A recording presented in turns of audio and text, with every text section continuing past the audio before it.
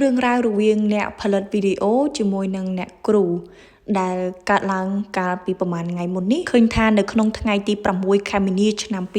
2026ក្រសួងអប់រំបានចេញសេចក្តីថ្លែងការណ៍ចាត់ទុកទាក់ទងទៅនឹងសកម្មភាពថតវីដេអូ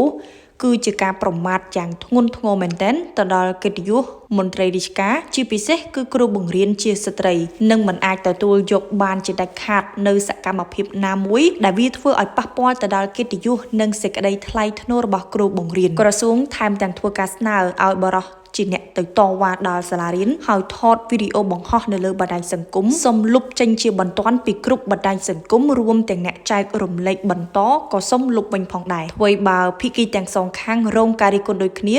តែបើសង្កេតមើលគេអាចកត់សម្គាល់ឃើញថាបរិសុទ្ធជាអ្នកតវ៉ានិងទៅថតវីដេអូដល់សាលារៀនឆៅ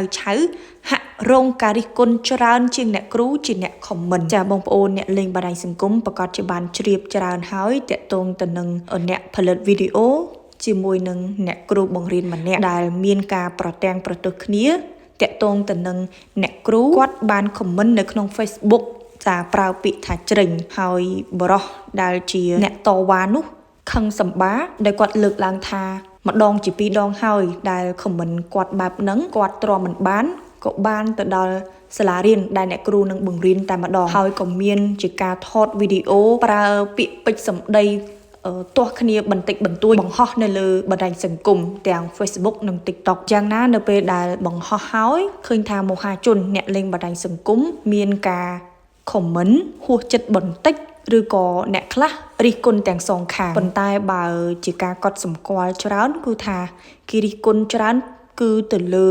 បរិះដែលជាអ្នកផលិតវីដេអូដែលធ្វើការទៅតវ៉ាថតវីដេអូអ្នកគ្រូនៅសាលារៀនដែលវាធ្វើឲ្យមានការប៉ះពាល់ខ្លាំងមែនទែនហើយបើយើងមើលទៅ